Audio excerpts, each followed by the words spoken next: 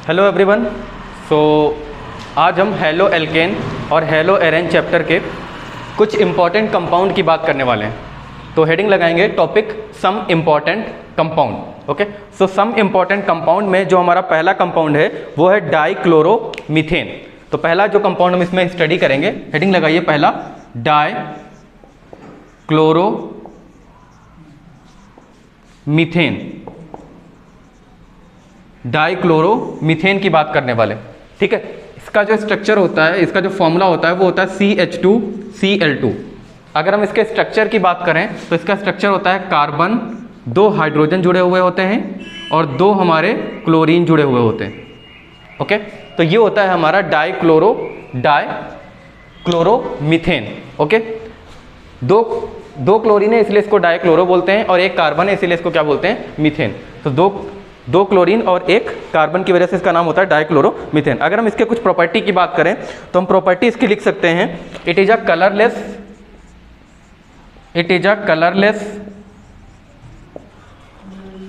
Sweet smelling liquid. Okay, it is a colourless sweet smelling liquid होता है। और हम इसकी प्रॉपर्टी लिख सकते हैं, एक ये वोलाटाइल लिक्विड होता है। नेक्स्ट प्रॉपर्टी हम ये लिख सकते हैं, इट इज वोलाटाइल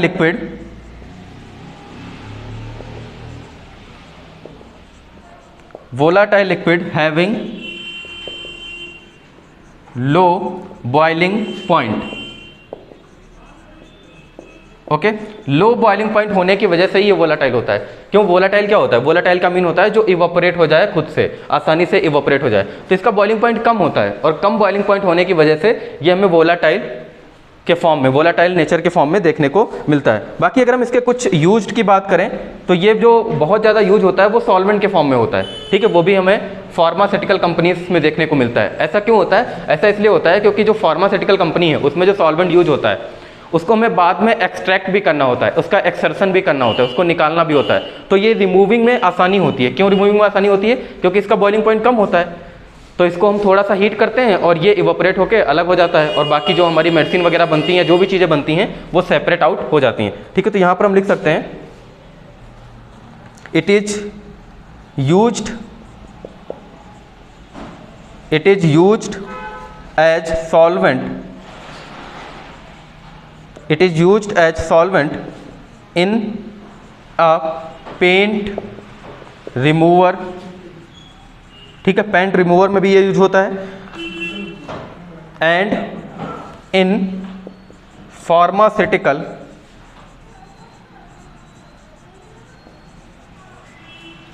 कंपनी, ठीक है। It is used as a solvent in pharmaceutical company and paint remover में ये हमारा यूज होता है, ठीक है। रीजन हमने आपको बता दिया। और it is also used as refrigerant,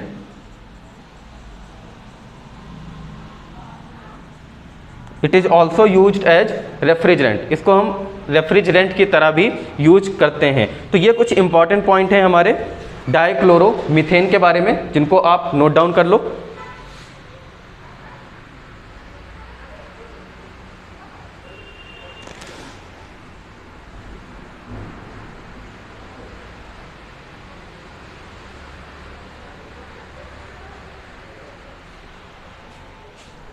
इसके अलावा अगर हम बात करें इसका कि क्या इफेक्ट पड़ता है ह्यूमन पे, तो ह्यूमन लाइफ पे ये बहुत ही ज़्यादा हार्मफुल होते हैं ह्यूमन के लिए। अगर आप थोड़े से अमाउंट को, किसके, डाइक्लोरोमीथेन के, अगर आप स्मॉल अमाउंट को एयर में एक्सपोज करते हो और उसके कांटेक्ट में कोई ह्यूमन पर्सन आ जाता है, ह्यूमन बीइंग आ जाता है, तो वहाँ पर क्या होता है बेसिकली, वहाँ पर उसको सुनने की प्रॉब्लम या फिर थोड़ा दिखाई देने की प्रॉब्लम होने लगती है, ठीक है। उसको कम सुनाई देने लगता है, कम दिखाई देने लगता है, वहाँ पर इसका इफेक्ट पड़ता है। लेकिन वहीं पर अगर आप बहुत ज़्यादा इसको एयर में एक्सपोज कर देते हो, किसको, डाइक्लोरोमीथेन को, अगर बहुत ज़्यादा अमाउंट में इसको एक्सपोज कर देते हो तो वहाँ पर कई सारी प्रॉब्लम, जिससे कि आपको डिजिंग होता है, एक तरीके से चक्कर आना, ठीक है, वो आपको देखने को मिलती है। एक होता है नौसिया, ठीक है। नौसिया होता है बेसिकली जो वॉमिटिंग वगैरह होती है वो होने लगती है लोगों को, ठीक है। और अगर ये डायरेक्ट किसी ह्यूमन बीइंग के स्किन के कांटेक्ट में आ जाता है तो वहाँ पर उसको काफ़ी ज़्यादा इंटेंस बर्निंग वगैरह देखने को मिलती है और जो उसकी स्किन वगैरह होती है वो रेड हो जाती है। ठीक है, तो यहाँ पे आप देख सकते हो कि इसके काफ़ी ज़्यादा हार्मफुल इफेक्ट भी हैं डायरेक्ट कॉन्टैक्ट में आने से, जो हमें देखने को मिलते हैं ह्यूमन लाइफ से related. So it was all about first compound जो कि हमारा था dichloromethane. Now we move on second compound जो है हमारा क्लोरोफॉर्म। ठीक है, तो अब हेडिंग डालेंगे सेकेंड कंपाउंड जो हमें पढ़ना है।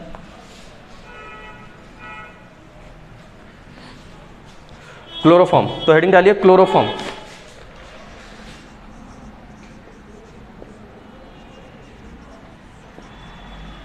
क्लोरोफॉर्म, क्लोरोफॉर्म का फॉर्मूला होता है CHCl3। ठीक है, क्लोरोफॉर्म। ठीक है, क्लोरोफॉर्म की अगर हम प्रिपरेशन की बात करें तो it is prepared in laboratory, it is prepared in laboratory by distilling a mixture of ethanol with a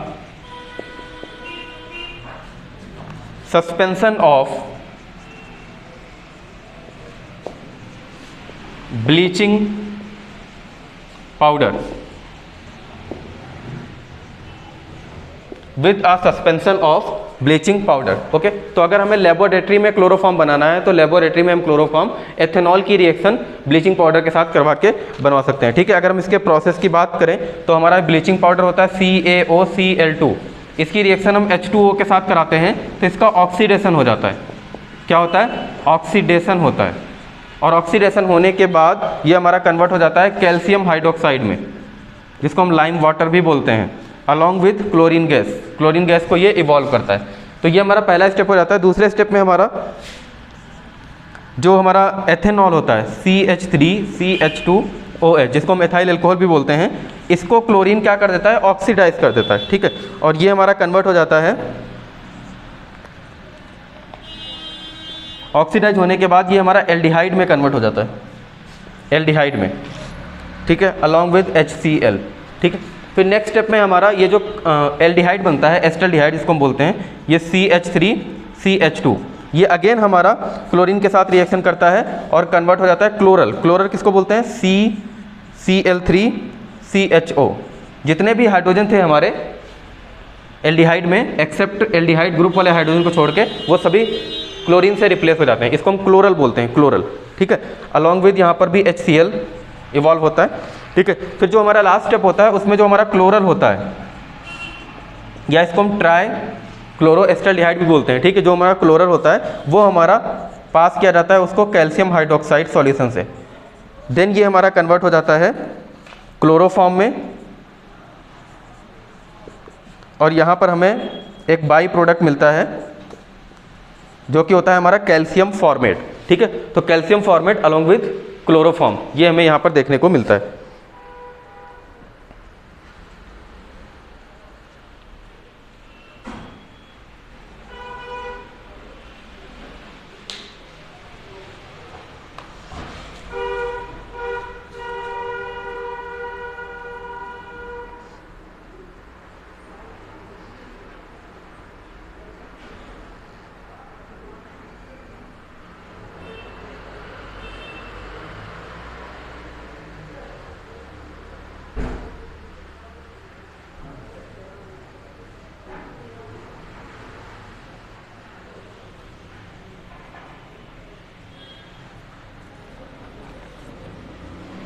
इसके बाद अगर हम क्लोरोफॉर्म के प्रॉपर्टी की बात करें तो यहाँ पर हम इसके कुछ प्रॉपर्टी लिख सकते हैं। अगेन ये हमारा कलरलेस होता है। ठीक है, यहाँ पर तो पहली प्रॉपर्टी हम वही लिख सकते हैं कि इट इज अ कलरलेस, लेकिन ये ऑयली लिक्विड की तरह होता है। ठीक है, तो कलरलेस ऑयली लिक्विड होता है ये। It is a colourless oily liquid with सिकी स्मेल। ओके, हाँ, सिकी स्मेल, सिकी सी इसकी स्मेल होती है, एंड इसका जो टेस्ट होता है वो बर्निंग सा होता है, and with burning taste, burning taste. ऐसा हमें देखने को मिलता है क्लोरोफॉर्म के बारे में। दूसरा आप लिख सकते हो जो क्लोरोफॉर्म होता है वो लेस सॉल्युबल होता है इन वाटर में, it is less soluble in water, okay. And ये जो हमारा वाटर से हैवियर होता है, एंड हैवियर देन वाटर, क्योंकि इसकी डेंसिटी ज़्यादा होती है, हैवियर देन वाटर, ओके। अगर आप क्लोरोफॉर्म और वाटर को मिक्स करोगे तो क्लोरोफॉर्म उसमें सिंक कर जाता है, सो हैवियर देन वाटर होता है। तीसरी चीज़ ये जो हमारा होता है, it is poisonous in nature, it is poisonous in nature, ये पॉइजनस होता है क्लोरोफॉर्म, ठीक है। क्लोरोफॉर्म कैसा होता है? पॉइजनस होता है।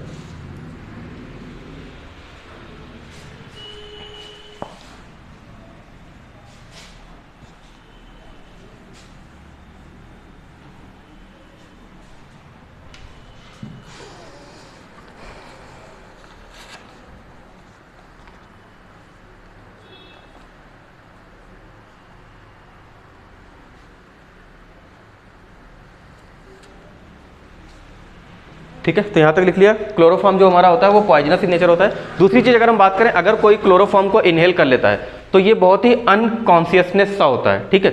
अनकॉन्शियसनेस का मीन होता है कि जैसे एनेस्थीसिया वगैरह आप लोग देखते हो, जब कुछ भी ऑपरेशन वगैरह होता है तो वहाँ पर पहले एनेस्थीसिया का इंजेक्शन वगैरह दिया जाता है, तो वहाँ पर आप क्लोरोफॉर्म यूज कर सकते हो, है ना। आपने देखा होगा कई बार कि क्लोरोफॉर्म अगर आप डायरेक्ट आपके नोज़ के कांटेक्ट में आ जाता है या आप उसको इनहेल कर लेते हो, किसको? क्लोरोफॉर्म को, तो वहाँ पर वो पर्सन बेहोश हो जाता है, ठीक है। दूसरी चीज़, जो क्लोरोफॉर्म होता है वो एयर के कांटेक्ट में नहीं आना चाहिए, ठीक है। अगर जो हम क्लोरोफॉर्म को स्टोर करते हैं तो उसको एयर के कांटेक्ट में नहीं आने देना होता है। क्यों? क्योंकि ये एयर के साथ रिएक्ट कर लेता है। अगर क्लोरोफॉर्म हमारा एयर के कांटेक्ट में आ जाता है या एक्सपोज टू एयर हो जाता है तो हमारा क्लोरोफॉर्म होता है CHCl3 और ये हमारा ऑक्सीडाइज हो जाता है। एयर के कांटेक्ट में आते ही ये ऑक्सीजन के साथ रिएक्ट कर लेता है और ये कन्वर्ट हो जाता है एक बहुत ही पॉइजनस गैस में, जिसको हम बोलते हैं COCl2, इसको हम बोलते हैं फास्जीन गैस,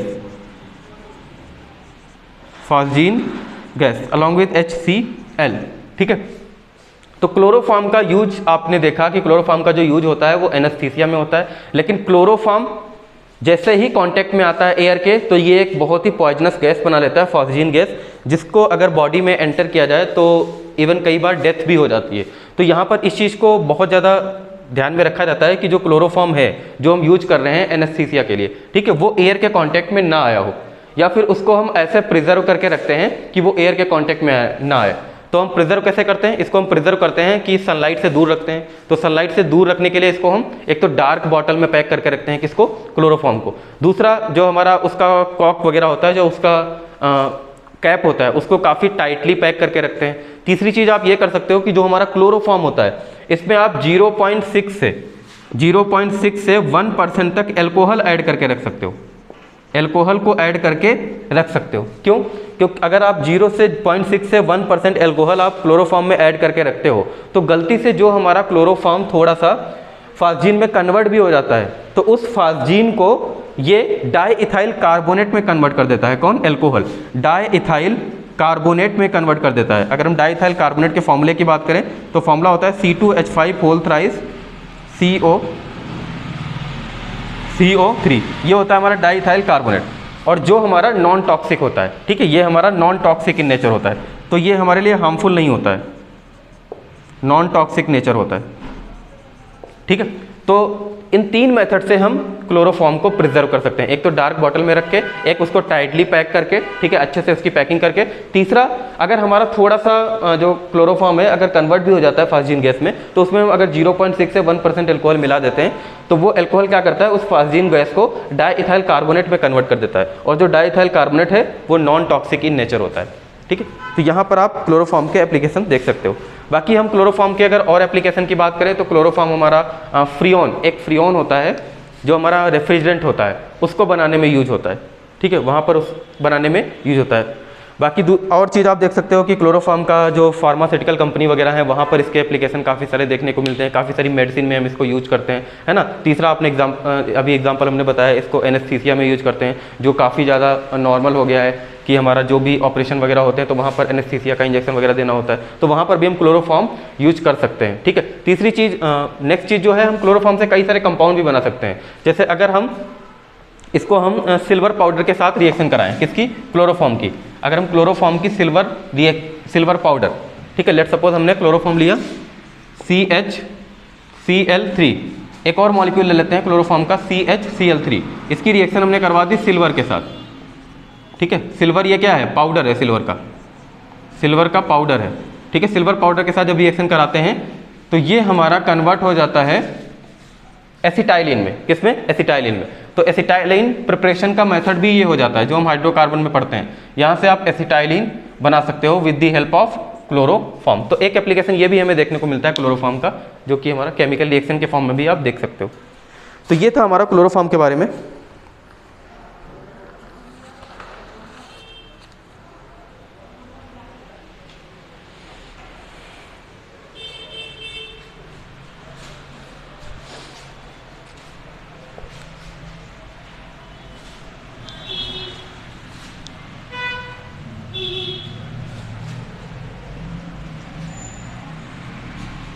इसके बाद हम नेक्स्ट कंपाउंड की बात करेंगे। जो नेक्स्ट कंपाउंड अपना है वो है आइडोफॉर्म, ठीक है। तो हेडिंग डालेंगे आइडोफॉर्म।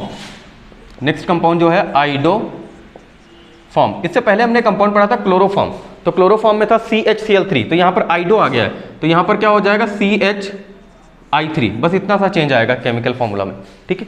आइडोफॉर्म होता है CHCl3। तो इसको हम कैसे प्रिपेयर कर सकते हैं, इट इज प्रिपेयर्ड, लिख सकते हो आप, it is prepared by,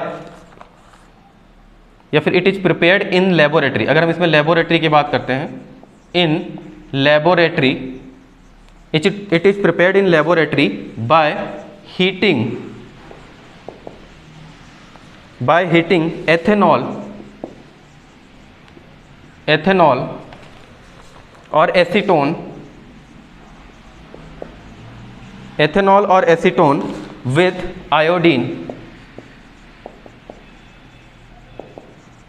iodine and alkali, ठीक है, सोडियम हाइड्रोक्साइड वगैरह जो हमारी एल्कली होती है उसके साथ। तो हमने कोई एथेनॉल ले लिया CH3CH2OH, इसकी रिएक्शन हमने I2 के साथ, आयोडीन के साथ करा दी, प्लस हमने यहाँ पर एल्कली ले लिया सोडियम हाइड्रोक्साइड। तो इसके बाद आपको आइडोफॉर्म मिल जाएगा CHI3, प्लस यहाँ पर सोडियम आयोडाइड बनता है, प्लस आपको यहाँ पर सोडियम फॉर्मेट देखने को मिलेगा, और वो यहाँ पर अलॉन्ग विथ वाटर के मॉलिक्यूल भी देखने को मिलेंगे, ठीक है। अगर हम इसके प्रॉपर्टी की बात करें तो ये येलो कलर का होता है, तो यहाँ पर आप लिख सकते हो it is yellowish coloured,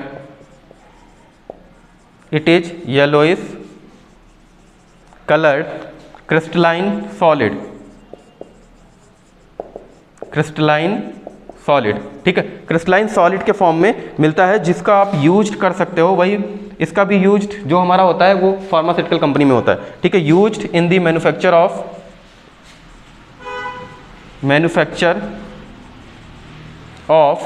medicines, ठीक है। कई सारी मेडिसिन है जहां पर आपको ये देखने को मिलेगा आइडोफॉर्म का यूज। सो ये हमारा आइडोफॉर्म के बारे में, ठीक है। डन, नोट कर लिया।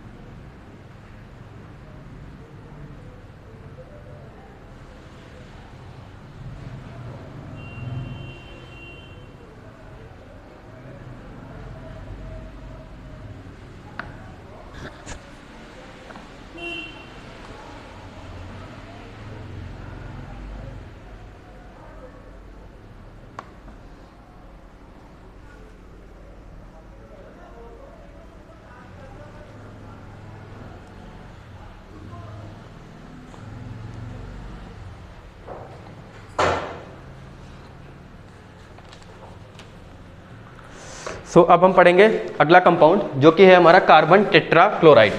तो नेक्स्ट कंपाउंड की तरफ मूव करते हैं। तो हेडिंग डालेंगे carbon tetra chloride.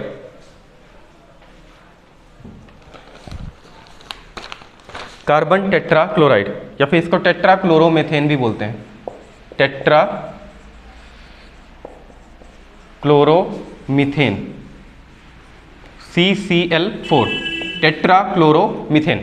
Okay, so अगर हम इसके स्ट्रक्चर की बात करें तो इसका स्ट्रक्चर ये सिंपल सा बनता है, CCl, Cl, इधर भी Cl, इधर इस Cl। ये एक नॉन पोलर कंपाउंड होता है, ठीक है, ये एक नॉन पोलर कंपाउंड होता है। कैसे नॉन पोलर है, आप देख सकते हो कि चारों तरफ क्लोरीन है। इसका अगर आप देखोगे डायपोल मोमेंट, डायपोल मोमेंट, इसका अगर आप डायपोल मोमेंट देखोगे, डायपोल मोमेंट देखोगे, है ना, तो ये डायपोल मोमेंट आपस में कैंसिल हो जाते हैं। ये इसको कैंसिल कर देगा, ये इसको कैंसिल कर देगा। तो इसकी वजह से इसका जो म्यू की वैल्यू है, ओवरऑल जो रिजल्टेंट म्यू है वो 0 हो जाता है, और जिसकी वजह से ये हमें नॉन पोलर देखने को मिलता है। इसकी अगर हम प्रॉपर्टी की बात करें तो अगेन ये कलरलेस होता है, अगेन ये हमारा कलरलेस होता है, ठीक है, ऑयली लिक्विड होता है, जैसे हमारा क्लोरोफॉर्म था, ठीक है, कलरलेस होता है, ऑयली लिक्विड होता है, ठीक है। वही क्लोरोफॉर्म जैसी स्मेल होती है विद सिकी स्मेल, ठीक है, जैसे सिकी स्मेल वहाँ पर हमें देखने को मिली थी, वैसे ही हमें सिकी स्मेल यहाँ पर भी देखने को मिलती है, ठीक है। इनसॉल्युबल होता है वाटर में। क्यों इनसॉल्युबल होता है? ये इनसॉल्युबल होता है in water but soluble in organic solvent like ether, alcohol etcetera, ठीक है। क्यों? क्योंकि वाटर जो हमारा होता है वो पोलर नेचर होता है, ठीक है, और ये सभी क्या होते हैं? नॉन पोलर होता है, ठीक है। तो ये हमारा ऐसे कंपाउंड में ज़्यादा सोल्यूबल होता है जो हमारे या तो लेस पोलर हो या फिर हमारे नॉन पोलर हो, ठीक है। दूसरा अगर हम इसके यूज की बात करें तो ये फायर एक्सटिंग्विशर में यूज होता है, used in fire extinguisher,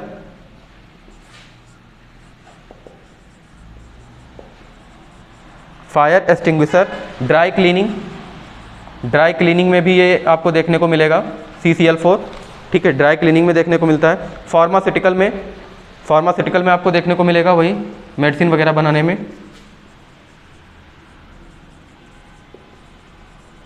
pharmaceutical में आपको ये देखने को मिलेगा। रेफ्रिजरेंट में, ठीक है, मैन्युफैक्चर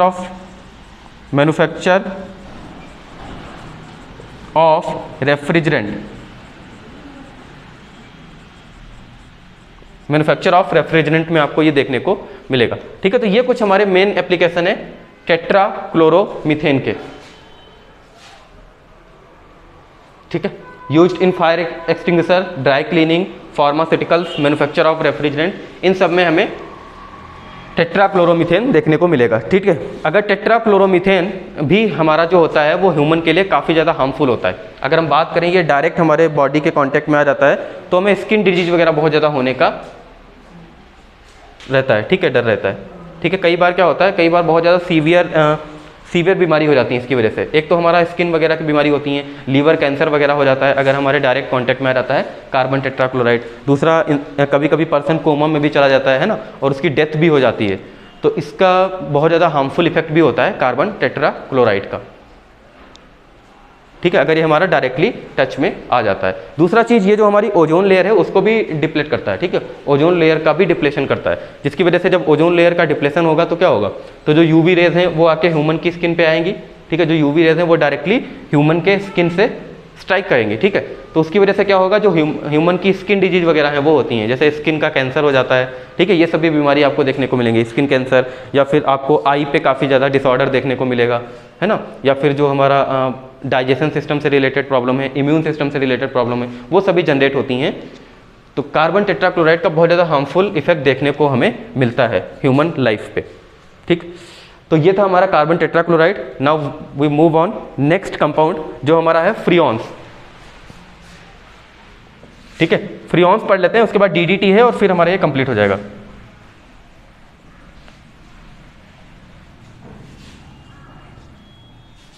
सो नेक्स्ट जो हमारा कंपाउंड है इसमें वो है फ्रियॉन्स। तो हेडिंग डालिए freons.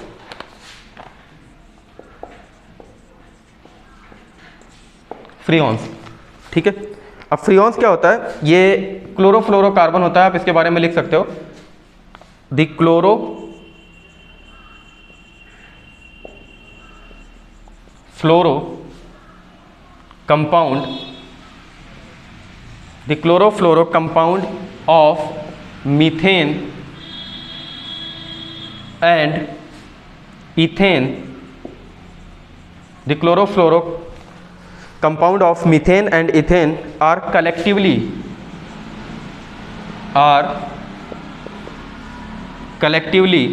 known as freons, are collectively known as freons. These are basically we can write down here, these are बहुत ही stable compound होते हैं, these are very stable, these are very stable, low boiling, इनका जो होता है low boiling point होता है, low boiling point, non inflammable,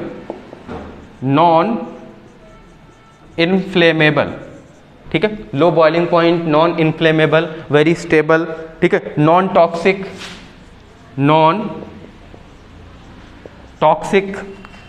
non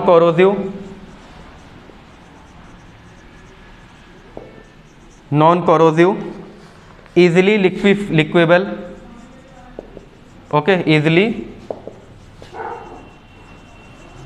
easily liquefiable and highly unreactive, and highly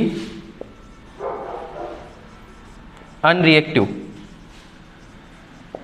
So these are some basic properties which we can write down about freon. Okay, so अगर हम most common freon की बात करें जो बहुत ज़्यादा हमें देखने को मिलता है, वैसे तो कोई भी क्लोरो फ्लोरो मीथेन या इथेन का कंपाउंड होगा तो उसको हम फ्रीऑन बोलेंगे, लेकिन यहाँ पर जो हमारा मोस्ट कॉमन फ्रीऑन होता है वो होता है CCl2F2। देखो क्लोरो भी है फ्लोरो भी है और एक कार्बन है, ठीक है, तो क्लोरोफ्लोरोकार्बन इसको बोलते हैं। इसको दूसरा नाम हम ये भी बोलते हैं फ्रीऑन 12, ठीक है, क्लोरोफ्लोरोकार्बन या फिर इसको फ्रीऑन 12 भी बोलते हैं।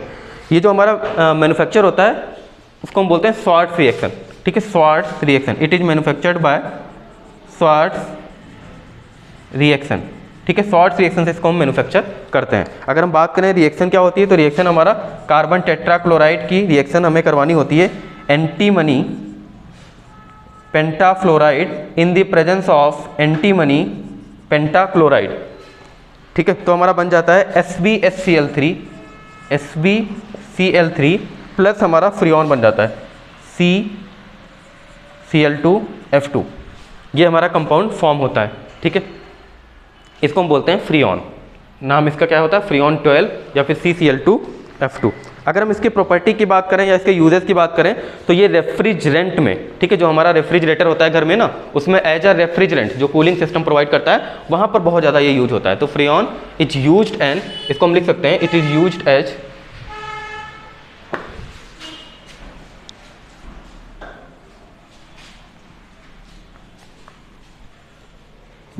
अगर इसके प्रॉपर्टी एप्लीकेशन की बात करें तो it is used as refrigerant, it is used as refrigerants in refrigerator, it is used in as refrigerant in refrigerator, okay. दूसरा आपको इस एयर कंडीशनर में भी आप यूज कर सकते हो, एयर कंडीशनर भी कूलिंग सिस्टम प्रोवाइड करता है एसी, तो वहाँ पर भी हमारा फ्रीऑन ही यूज होता है कूलिंग सिस्टम प्रोवाइड करने के लिए। जो हमारा डिओड्रेंट होता है, डिओडोरेंट्स होते हैं जो, वहाँ पर भी ये हमारा यूज होता है, ठीक है। जो हमारा शेविंग क्रीम होता है, जहाँ पर फोम वगैरह प्रोड्यूस होता है, शेविंग क्रीम, ठीक है, वहाँ पर भी हमारा ये फ्रीऑन यूज होता है, ठीक है। हेयर स्प्रे वगैरह जो है वहाँ पर भी हमारा फ्रीऑन यूज होता है, हेयर स्प्रे, ठीक है। एक तरीके से ये हमें प्रेशर प्रोवाइड करते हैं, ठीक है, कूलिंग सिस्टम के साथ प्रेशर भी प्रोवाइड करते हैं, इसलिए प्रेशर वाले प्लेस पे भी ये हमारा यूज होता है, ठीक है। तो this was all about freon. ये कुछ हमारे एप्लीकेशन है कि कहाँ कहाँ पे ये हमारा यूज होता है। So now we move on last compound, जो हमारा लास्ट कंपाउंड है haloalkane and haloarene का, जो कि हमारा है DDT, ठीक है। सो अब हम पढ़ेंगे DDT के बारे में। हेडिंग लगाइए DDT, ठीक है। DDT क्या होता है, एक इंसेक्टिसाइड होता है, ठीक है। इसका अगर हम फुल फॉर्म की बात करें तो डाई क्लोरो डाइफिनाइल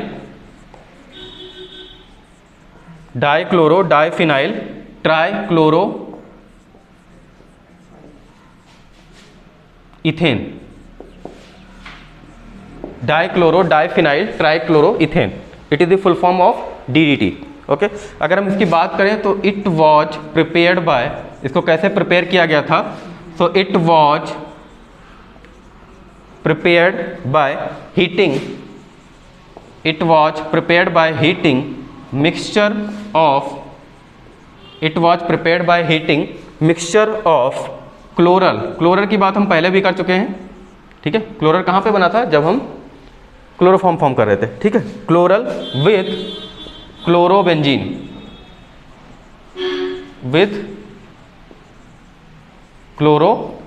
क्लोरल की reaction chlorobenzene in the presence of concentrated H2SO4,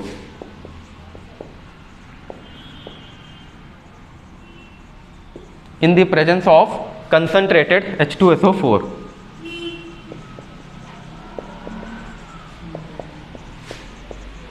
ठीक है, अगर हम इसके रिएक्शन की बात करें तो क्लोरल आपका क्या था, CCl3CHO था ना, तो इसको हम ऐसे लिख दिए CH डबल बॉन्ड O। अब हमारा क्लोरोबेंजीन हमारा ये होता है, क्लोरोबेंजीन हमने ऐसे लिख दिया, ये हमारा बन गया क्लोरोबेंजीन, यहाँ से एक हाइड्रोजन हमने निकाल दिया ऐसे, ठीक है। दूसरा एक और हमने मॉलिक्यूल ले लिया क्लोरोबेंजीन का, ये यहाँ पर हमने क्लोरीन लगा दिया, यहाँ पर हमने हाइड्रोजन लगा दिया। अब यहाँ से H2O का एक मॉलिक्यूल रिमूव होगा, किसकी प्रेजेंस में, कंसंट्रेटेड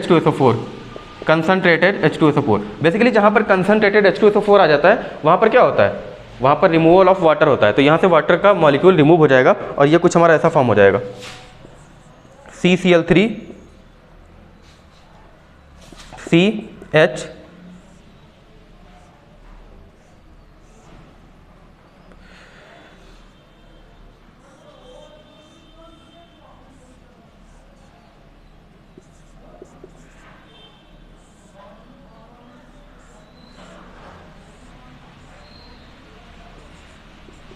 तो ये हमारा बन गया DDT। ओके, ये हमारा बन गया dichloro diphenyl trichloro ethane. Okay, DDT की अगर हम बात करें तो ये बहुत ही पावरफुल एंड इफेक्टिव इंसेक्टिसाइड होता है। जैसा कि हम बात कर चुके हैं कि DDT क्या होता है, एक बहुत ही पावरफुल इंसेक्टिसाइड होता है, कीटनाशक, जो हमारे एग्रीकल्चर में भी काफ़ी ज़्यादा यूज होता है ना, काफ़ी सारी चीज़ों में जो इंसेक्टिसाइड वगैरह हैं उनको किल करने में यूज होता है। कई बार हम जो पानी का प्योरीफिकेशन है, आपने देखा होगा जो पॉन्ड्स वगैरह होते हैं वहाँ पर भी हम DDT का यूज करते हैं जिससे कि पानी का प्योरीफिकेशन हो सके। आपने देखा होगा जो स्विमिंग पूल वगैरह है वहाँ पर भी DDT डाल देते हैं, तो वहाँ पर जो स्विमिंग पूल का पानी वगैरह जो है, ठीक, उसमें जो इंसेक्टिसाइड वगैरह होते हैं वो भी किल हो जाते हैं। कई बार जो हमारा ये जो DDT है, कई सारे हमारे ऐसे एनिमल होते हैं जैसे फिशेस वगैरह हैं, तो उनके लिए हार्मफुल भी होता है, उनकी डेथ भी हो जाती है। ठीक है, DDT वगैरह का यूज करने से उनकी क्या हो जाती है, डेथ भी हमें देखने को मिलती है।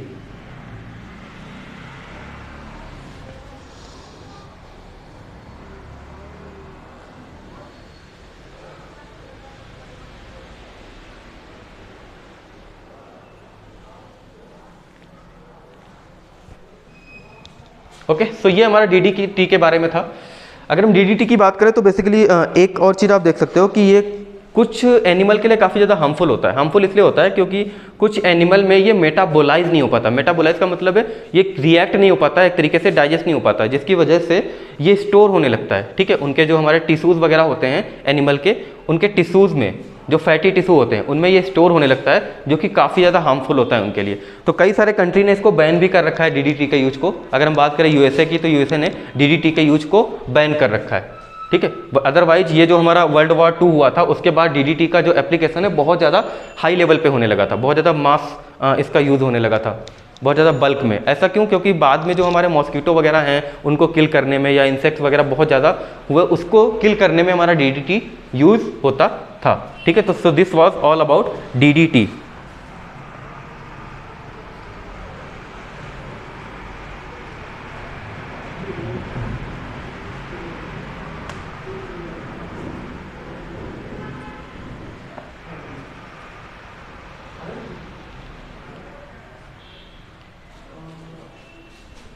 सो ये हमारे कुछ कंपाउंड थे, इंपॉर्टेंट कंपाउंड। ठीक है, अब एक लास्ट छोटा सा टॉपिक और बचता है, सिल्वर नाइट्रेट टेस्ट, ठीक है। तो सिल्वर नाइट्रेट टेस्ट के बारे में हम पढ़ लेते हैं। सिल्वर नाइट्रेट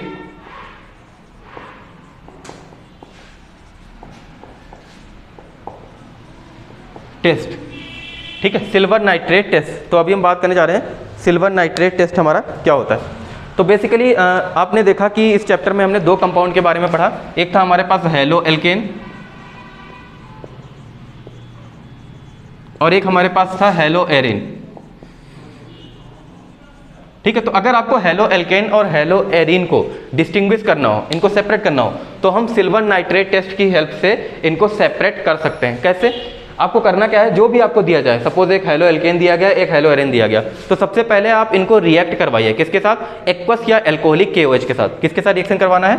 या तो आप एक्वस ले लो या फिर आप एल्कोहलिक ले लो, KOH, इसके साथ रिएक्शन करा दो। इसके साथ रिएक्शन कराने के बाद आपको इसको रिएक्शन करवाना है कंसंट्रेटेड HNO3 के साथ प्लस AgNO3 के साथ, ठीक है। आई रिपीट, फिर से क्या करना है, कोई भी हेलो एल्केन या हेलो एरेन का कंपाउंड ले लो, उसकी रिएक्शन आप एल्कोहलिक या फिर एक्वस KOH के साथ कराओ। उसके बाद आप उसको कंसंट्रेटेड HNO3 और AgNO3 के साथ रिएक्शन कराओ। रिएक्शन करने के बाद अगर आपका प्रेसिपिटेट फॉर्म होता है, अगर आपका प्रेसिपिटेट फॉर्म होता है, दैट मीन्स वहाँ पर एल्काइल होगा, या तो वहाँ पर एल्काइल होगा या फिर वहाँ पर बेंजाइल होगा या फिर आपको वहाँ पर एलाइल, ठीक है, एलाइल एल्केन एलाइल हैलाइड देखने को मिलेगा, ठीक है। तो अगर आपका प्रेसिपिटेट फॉर्म होता है तो आपको वहाँ पर कौन कौन से कंपाउंड देखने को मिल सकते हैं? या तो हमारा एल्काइल हो सकता है, बेंजाइल हो सकता है, या फिर हमारा एलाइल हैलाइड हो सकता है। लेकिन अगर प्रेसिपिटेट नहीं फॉर्म होता है तो आपका एराइल या विनाइल हैलाइड बनेगा, ठीक है। अगर सपोज जो आपका प्रेसिपिटेट नहीं फॉर्म हो रहा है, आपने कोई ऐसा कंपाउंड लिया और इसके साथ रिएक्शन कराई, आपका प्रेसिपिटेट फॉर्म नहीं हुआ, तो उस केस में यहाँ पर आपका एराइल हैलाइड होगा, एराइल होगा या फिर आपका विनाइल होगा, ठीक है, एराइल या फिर आपका विनाइल हैलाइड होगा। तो ऐसे आप डिस्टिंग्विश कर सकते हो हेलो एल्केन और हेलो एरेन को, ठीक है।